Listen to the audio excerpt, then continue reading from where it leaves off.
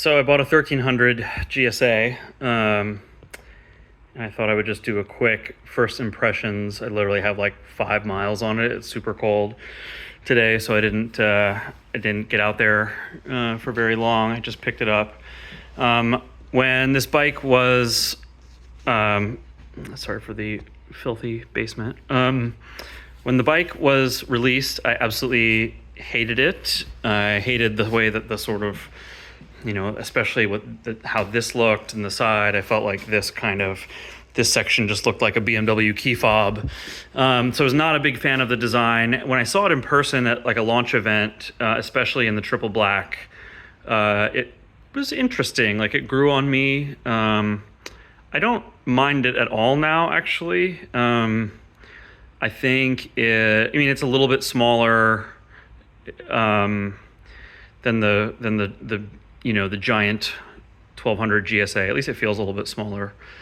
So this one is a triple black, and what I like about the triple black is especially the way that this coloring is. I just think it changes the look of it enough that it doesn't scream at you that something has gone sideways. This one has the automatic leveling, the ASA. No, the ASA is shift assist. It doesn't have, that's the automatic. It doesn't have that. Whatever the height control? I don't remember. But basically, when it goes below a certain speed, it lowers down, and then when you're moving, it's back up. I wanted that because on the the regular GSA, at least the one that I test rode, I could barely. I only have a 29-inch inseam, so it was just too much. This also has the Enduro Package, which has these Karoo tires, which are so insanely loud. They're just as bad as any loud sort of semi-knobby tire. They're just as bad as the Anakis, which I hate. So I already really don't like the tires. This, I don't know what package, whether it's premium, triple black, or what. This came with a bigger windscreen. You can tell the difference because some of the ones that have the smaller screen, there's black pieces right here with the smaller screen, and then these things I believe are smaller. So so this came with that. It's supposed to be an option in the configurator, but I don't have that option, so I'm not sure which package actually gave the tall screen. I bought the side bags, these things, which have they clip on really nicely. I like these on my, I like the idea of them on my 1200. But these are much, much better done, I think. And, obviously these are factory bags, and they have, a dry bag inside. So these aren't waterproof, but they have a little right-sized dry bag. Same thing for the tank bag, not waterproof, but has a dry bag in it, which I don't love, but the mechanism for the tank bag is so nice that I felt like I had to buy the BMW one. So it's just, you pull this and then it just flips back, and then you get to your gas so easily. And then there's, a little latch in there to remove it. But I just thought, that system is so slick. Like, how can I not?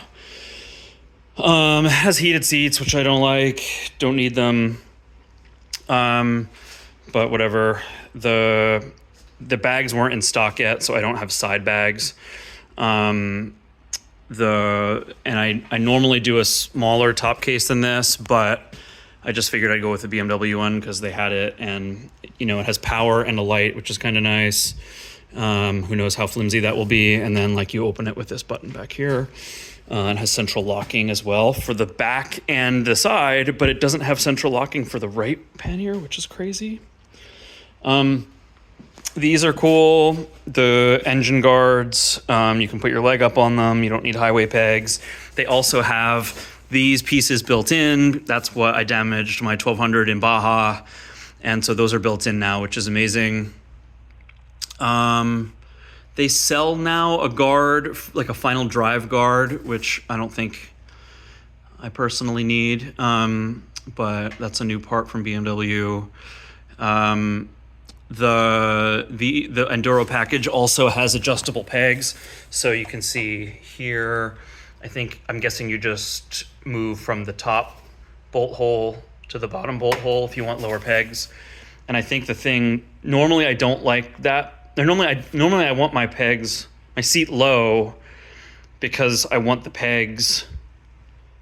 I like the seat high, so the reach of the pegs is longer for knee comfort. This, I don't think I can run this seat in high because it's going to be too hard to get the bike off the side stand. So I like this because I'll be able to drop those down and then get the knee comfort that I want. As I mentioned, so the Enduro Package moves the turn signal. It's normally in here to here, which is important for me just because I like to run hippo hands, and so that will cover all that. That's actually the main reason I got the Enduro Package. I certainly didn't want the off-road tires. Some of them replace this with a thing that you can strap stuff to, but this is a really nice holder for a drink, and everyone jokes that that's just that's the Starbucks holder or whatever. The Enduro Package comes with risers. You can see here there's many levels, and I guess you just take them out if you want the bars lower. I don't think I want the bars lower. This actually seems fine. I do wish, and I know someone's going to end up doing it, but I wish the bars were a tiny bit farther back. So I don't know. We'll see about that. What else? I absolutely, and I've said this before, I hate the way they did the Hamburger Menu and all of that nonsense, especially now that it has an adjustable windscreen. Although the damping on this now doesn't have a soft, it's just road and dynamic. So I'm just going to leave that on road. I don't really ever use the dynamic. So I guess I'll leave the other one on the heat, because the heat is, you have seat heat and grip heat all in the same toggle switch on one of those menus. It's really, really annoying. It's just so annoying. Like there's, I don't know, they could have put another button maybe here, or, because this is a power button now. So they took one of the buttons, the power used to be up here, right? So they took one of the valuable spots here and put the power button there, and that could have been a heat button or anything. Like, it's just so annoying.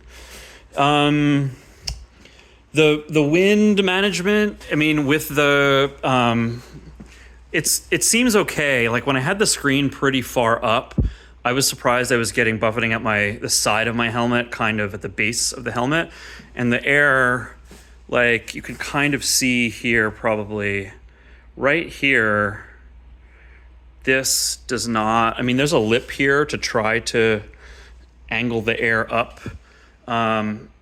It's funny because I guess, I don't know, like there's a lot of this obscured, so I guess they're trying to create some kind of flow with the thing behind the thing in the front. But this is where I always end up getting turbulence, which is right around here. Like on every bike, that's where I get turbulence. And so when I had the screen a little bit lower, I didn't really get it. So I'm gonna have to play with that. So far, it doesn't seem like it's gonna need the windscreen extension that I always put on the bikes, because I have an MRA one that I could put on there. That doesn't seem to be an issue on this. Maybe it's because of the way that they've shaped this. Maybe there's a better laminar flow. I don't know. What else? So my initial riding impression, I don't know whether this is tires or the bike, it turns in much faster than I'm used to on the GSAs. Like it feels like it really like the turn in is very aggressive. It feels like almost like the tires are pointy. Maybe that's these Karoos. It's hard to say. So that's a little bit weird. Nothing wrong with it. It's just sort of surprising how quick it wants to go over. The thing so far, like in the seat so far, I mean, I only rode it 5 miles, so I don't know. The seat doesn't seem like a torture chamber, and there aren't aftermarket seats yet as far as I know, so we'll see what happens there. I think my knee comfort will be okay with the pegs down. And it doesn't seem like, at least with the risers, I don't know, there's probably, I have to take all this apart and look, but maybe I have a little bit more angle to tilt the bars a little bit, but probably not very much. So I think ergos wise, it's fine with the bag. Like I'm looking forward to having the side cases The thing that I'm gonna have to do something about is the stand. Like the side stand, it's a new side stand design. In my opinion, it is just way too short. A friend of mine said that he on his 1300 regular, that he got used to it and doesn't mind it. I really don't like it at all, because I feel like the bike leans over so far that it's just really hard to get off the side stand. Like really hard at my height. I just don't have enough leg length to muscle it, even when I turn the wheel to the left. So that is annoying. I was worried about it when I test rode it, and I am now even more worried about it. So I know that I think SW Motec sells a stand that you can make a little bit longer. I think when I get this thing loaded up with luggage and stuff, I'm gonna have to get it, because even without, I have no luggage on this. Like, these bags are all empty, and I took it off the stand one time, and I feel like I tweaked my back. So, and it's funny because, like, you know, on my 1200s, it's not a problem at all. On the low, it's not a problem. And even on the I have a 1200 GSA regular height, it's fine. Like, I don't have any trouble getting that off the stand either. It stands up so much straighter. I mean, I'm looking over now. The light's not on, so I won't show it, but there's a GSA over there, a 1200, that even looking at it, like, it's almost completely upright. Whereas this one, when you put it on the side stand, it's really, really far over, like crazy far over. So I'm not really sure what the thought was about that from BMW, but I'm gonna have to do something about it, because that's a problem. But, you know, like I said, SW Motec, it appears that they have a adjustable length. And, you know, it's possible too that, like, getting one of those, you know, they sell those feet that I can probably just, does it have room? Yeah, there's plenty of room to put something on it. So that feels like priority number one.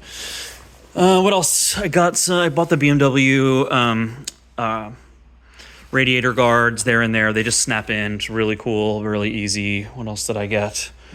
It has the Shorty Levers. I know people love Shorty Levers. I don't mind Shorty Levers. The problem is that the Shorty Lever, this piece for my hands and the way that I lay my hands, there's just this angle is a little bit strange. But the thing is, this looks like a pretty, I don't know, you can't see it. I would guess that trying to change that is going to be fantastically expensive. I don't know if you can just change the lever piece itself without, maybe you can, maybe it's not too bad without changing the whole mechanism. So I got to think about that. It's also possible. So there's a new, I don't think you can see it. There's a new adjustment lever instead of those twisty wheels. So anyway, by far the most expensive motorcycle I've ever bought. Versus my 1200 and whatnot, like, I don't see how it is even remotely worth that price. You can get I like the 1200 better than the 1250. And you can get a really great used 1200 for, like, I don't know what, $12,000. And this was over $30,000. So it's so insane. But, just from as part of the hobby, I love trying new things, and I'm such a fan of the GSA that I just wanted to try it and see how it goes. So we'll see. And I guess that's it.